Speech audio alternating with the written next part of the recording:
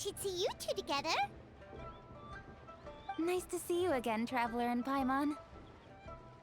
Oh, we're not interrupting anything, are we? Not at all. I wasn't in the middle of an interview or anything. I was just asking Miss Kuching about purchasing a kite. A kite? Are you buying some regional specialties to bring back to Fontaine? Well, yes.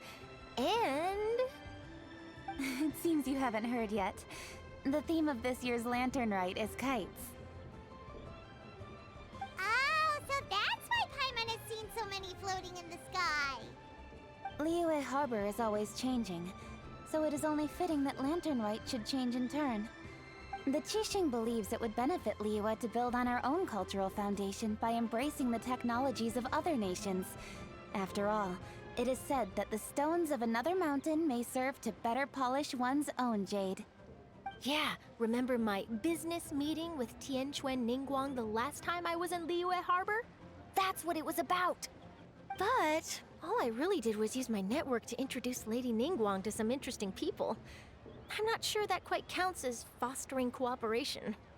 In the end, we decided to combine Liyue's traditional art of kite making with Fontaine's mechanical vertical lifting device. Mechanical lifting device? Sounds pretty impressive. But don't kites just use the wind to fly? Why would you need to add something mechanical? Well, you've actually just answered your own question, Paimon. How high and far a kite can fly depends as much on the weather conditions as on the skill of the person holding the string. But as soon as there's no wind, you can only flail about helplessly like a sweet flower medaka out of water. Experience doesn't matter at that point. Exactly. Liyue is now a nation ruled by humans, after all. It's about time we had the power to make a kite fly, don't you think? Plus, the easier we can make it to enjoy, the more people will want to participate. Right? I also thought it was a novel idea. Plus, it shouldn't cost much to do. With Miss Charlotte's help, everything has gone smoothly. Our new mechanical kites are already available to purchase from a stall in the harbor. We're having trouble keeping up with demand. We also gave quite a bit of thought to the price. We didn't want it to be too much more expensive than a traditional kite. Cool! Turns out you two and Ningguang like playing with toys just as much as Paimon! Toys? They're not exactly toys. You see, Miss Kuching? That does seem to be everyone's first reaction. Although kites are one of our most time-honored cultural relics, outside of their use in certain ceremonies, I suppose they're considered playthings more than anything now. But to me, there's so much more than that.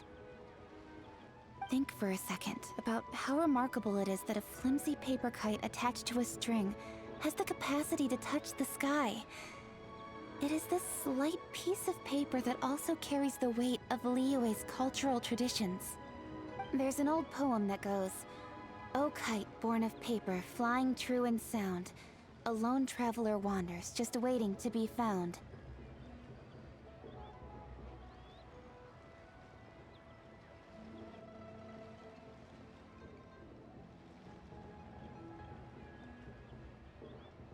In the past, poets from Liyue used kites to symbolize a feeling of longing, or evoke the peacefulness of idyllic rural scenery.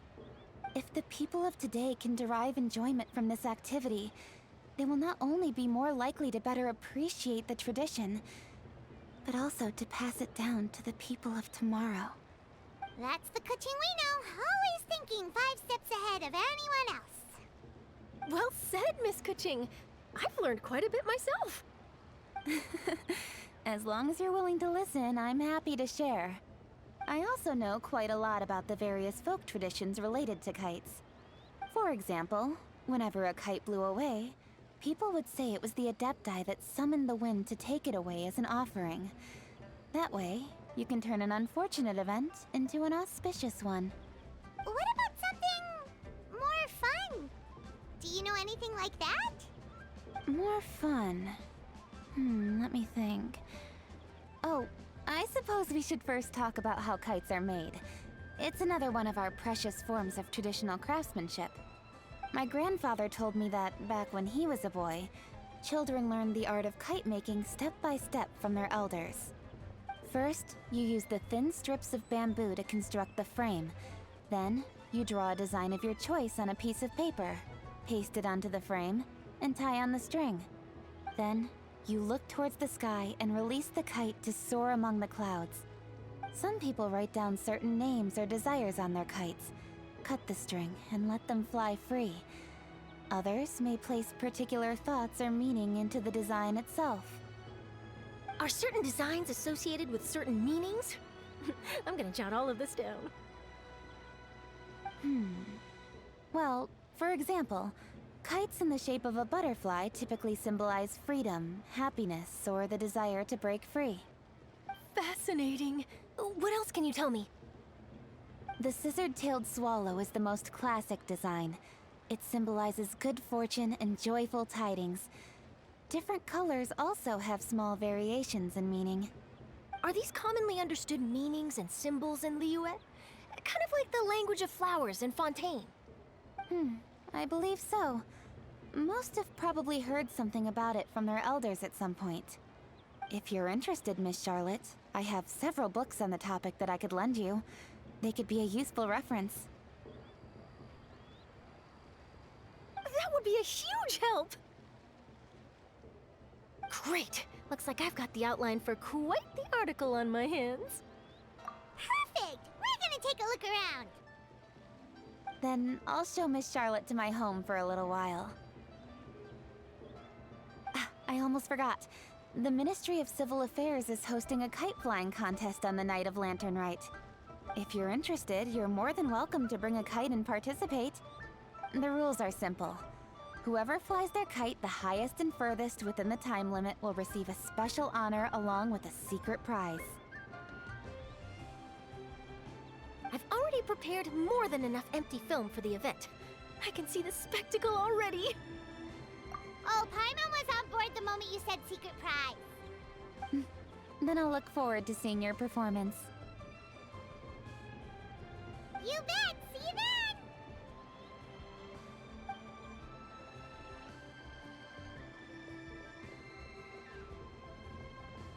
Wait, Traveler? Take a peek to your right. Do you see those two people lurking over there? Is it just Paimon? Or were they staring at us the whole time we were talking to Keqing and Charlotte just now? They seem fishy. Huh. Well, yes, but something's up. Paimon just has a bad feeling. Do you think they could be treasure hoarders? They always seem to be stirring up trouble during Lantern Rite. Oh, Paimon's sick of waiting around for something bad to happen. We should strike first, you know.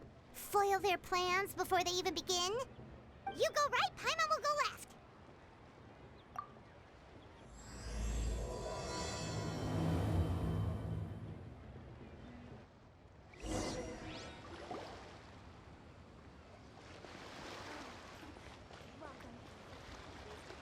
Oh.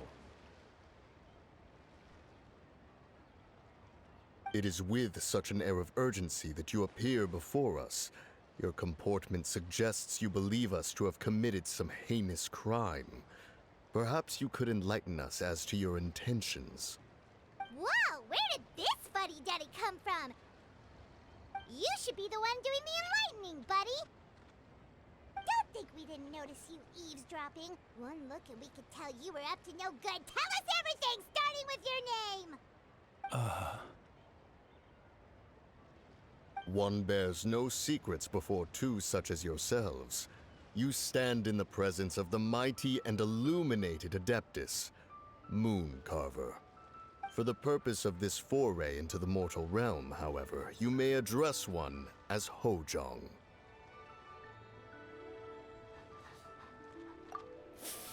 You kidding? That deer's got his head stuck so far up in the clouds, there's no way he'd humble himself down here with the rest of us.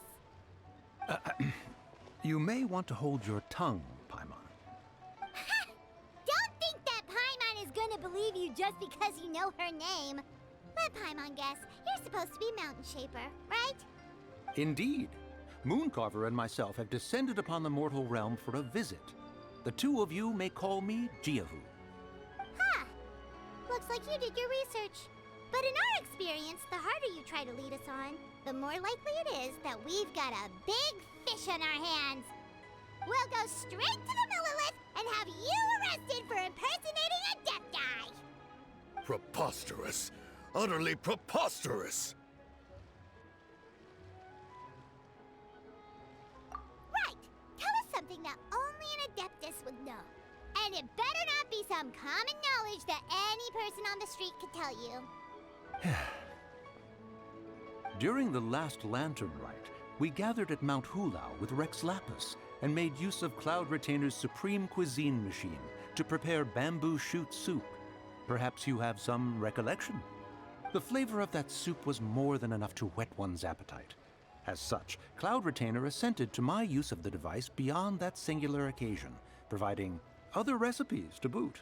Since then, one has dabbled in the pleasures of the culinary arts whenever time allows. Dabbled? Upon one's last sojourn to your mountain, did you not immediately attempt to hide the device behind a chunk of amber as soon as one's presence was known? Did one not speak up on your behalf but a moment ago? This is how you choose to repay that kindness? One is simply trying to emphasize the veracity of our claim.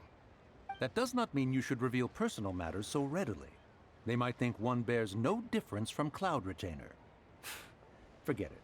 One does not have the breath to waste on such petty trifles.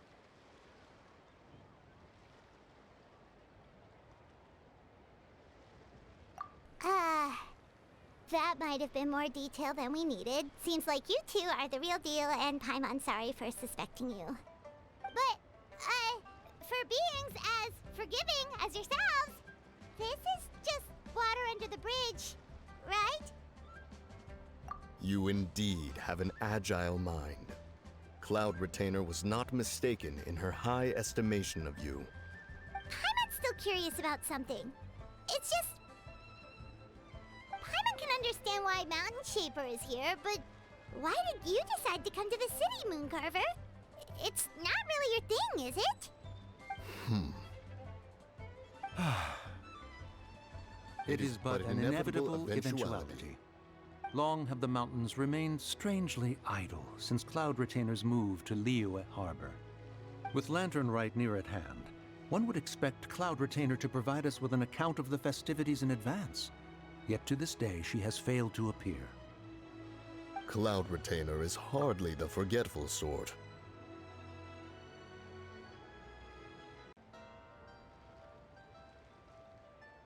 One must never rest idle in the face of that which demands action. And since our acquaintances dwell in Liyue Harbor, we had to travel here in human form to avail ourselves of their aid, Cloud Retainers in this case. But a moment ago, one heard you speak of a mechanical kite of sorts. It appears the essence of the situation has hitherto revealed itself. Now it is time for one to retire back to one's abode. Huh. So, you're not looking for Cloud Retainer anymore? Perhaps there are aspects of Cloud Retainer's temperament that remain opaque to young Paimon. Given one's understanding, one can only imagine the anger that now consumes her. Cloud Retainer is of a proud and arrogant disposition. She holds the belief that her skill in mechanics surpasses that of all others. One can be quite certain it is hardly with an open mind that she regards the arrival of this new technology. One surmises that she has shut herself away, refused all company, and buried herself in the study of her own creations. To call on her would only invite her rebuke. However, if you do happen to cross paths with her over the next few days, do pass along one's regards. Sure, leave it to us. Have a safe trip back, enjoy the scenery, and happy Lantern Rite! Thank you for your kind words. We shall now depart. We got all worked up for nothing, huh? All that trouble and it turned out to be people we knew all along. Well, it's still pretty early. Let's head over and check out the kite stalls. Paimon wants to see what kinds of kites we can buy to use in the competition. The bigger and prettier the better.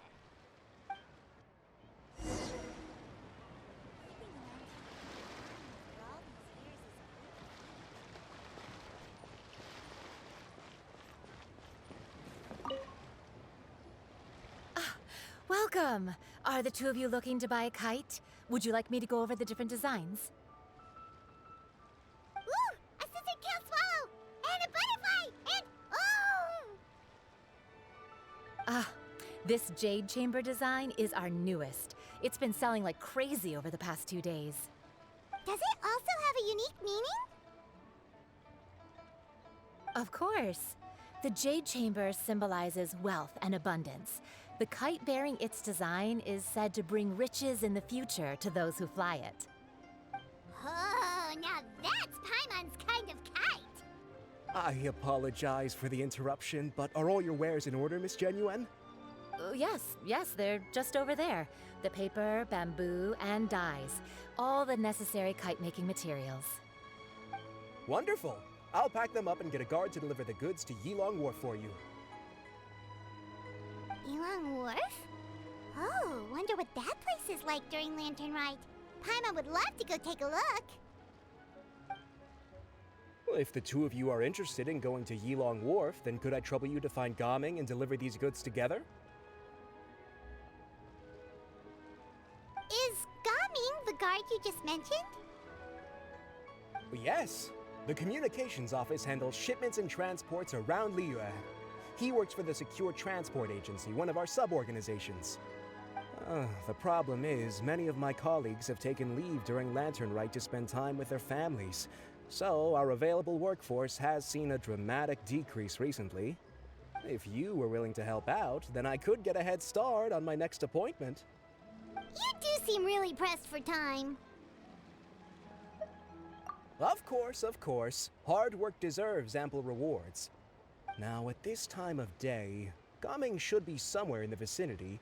But just follow the main road until you see the head of a Wushu dance costume. Should be on your right. Be sure to come back if you'd like to buy a kite. I'll even give you a discount. By the way, do you know my aunt? Everyone calls her Granny Shan. I've heard her mention Gaming before. Apparently he's a nice, outgoing fellow and all-around good guy.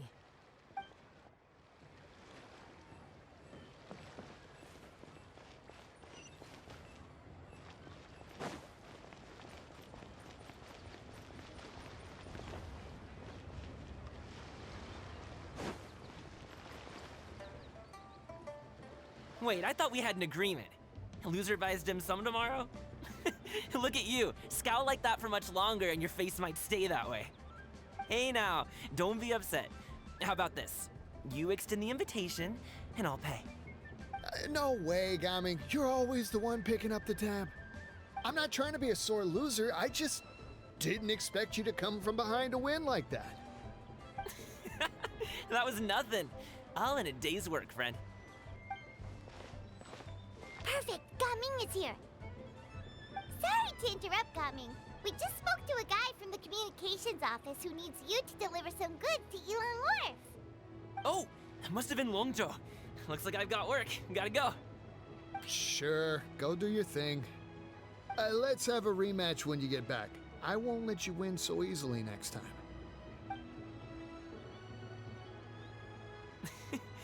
Alrighty, you can hand the goods over to me. Must have been heavy hauling them all this way. Let me take them off your hands. It wasn't that bad. It's just some kite-making materials. Plus, we didn't have to walk very far. Kite-making materials. I see. I'm glad it wasn't too much trouble, Paimon. Still, I owe you one. Ah, and you must be the traveler.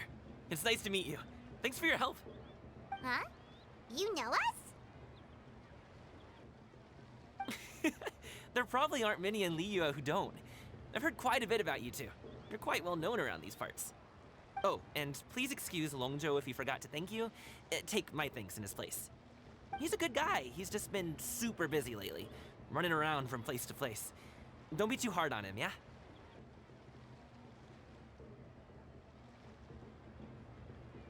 So, you here for Lantern Rite? Yep. It's so always so lively this time of year. We were actually hoping we could tag along to Elong Wharf and have a look around. Perfect! We'll go together then. I'm good with directions, so just follow me. Trust me, I know my way around. We can exchange stories, tell jokes, or just chat along the way. Oh, and there are a couple of good places to eat along our route. We can stop and grab a bite when it's time. The ingredients are fresh, the portions are generous, and the prices won't break the bank.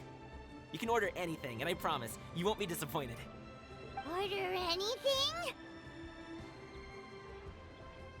Hey, did you really have to call Paimon out like that in front of our new friend? Don't worry, I understand.